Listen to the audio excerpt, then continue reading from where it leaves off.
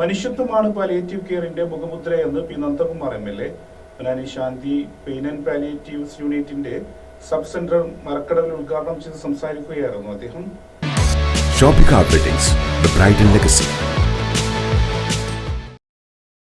മനുഷ്യന്റെ വേദനയ്ക്ക് എങ്ങനെ പരിഹാരം ഉണ്ടാക്കാനാകുമെന്ന ആലോചനയുടെ പേരാണ് പാലിയേറ്റീവ് കെയർ.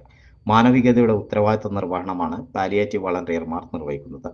സാധാരണക്കാരുടെ പ്രശ്നങ്ങൾക്ക് മേൽ സാന്ത്വനത്തിന്റെ പതാകവാഹകരായി മാറുകയാണ് ഓരോ പാലിയേറ്റീവ് ക്ലിനിക്കുകളതെന്ന് MLA പറഞ്ഞു.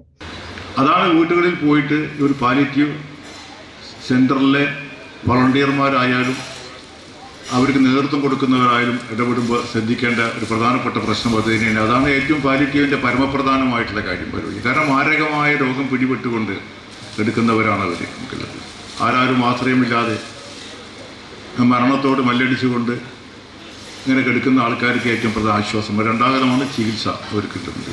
ചികിത്സയും അനിവാര്യമാണ് നമുക്കുള്ളത്.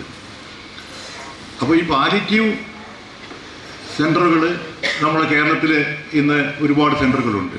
ഇന്ത്യയിൽ ഏറ്റവും കൂടുതൽ ആളുകൾ പാലിയേറ്റീവ് സെൻ്ററുള്ള സംസ്ഥാനം കേരളമാണ് നമുക്കുള്ളത്. മലപ്പുറം ജില്ല കഴിഞ്ഞാൽ കണ്ണൂർ ജില്ലയാണ് ഏറ്റവും പ്രധാനമായിട്ടും ഇപ്പോൾ ഈ പാലിയേറ്റീവ് സെൻ്റർ പ്രവർത്തിക്കുന്നത് നമുക്കുള്ളത്. സെൻ്ററിൻ്റെ എണ്ണത്തിലല്ല, പ്രായോഗികമായ രൂപത്തിലേക്ക് നടക്കുന്ന പ്രധാനപ്പെട്ട സെൻ്ററുകൾ നമുക്കുള്ളത്. Shanti palliative care unit president V Sharif അധ്യക്ഷത വഹിച്ചു. നഗരസഭാ വൈസ് ചെയർമാൻ CP സക്കീർ മുഖ്യാതിഥിയായി. നഗരസഭാ councillor Kadarkutty master, taluk hospital PRO Salahuddin, Salih Valanchery, doctor MV Bushra, Shanti palliative care secretary Akbar Moosa എന്നിവർ സംസാരിച്ചു.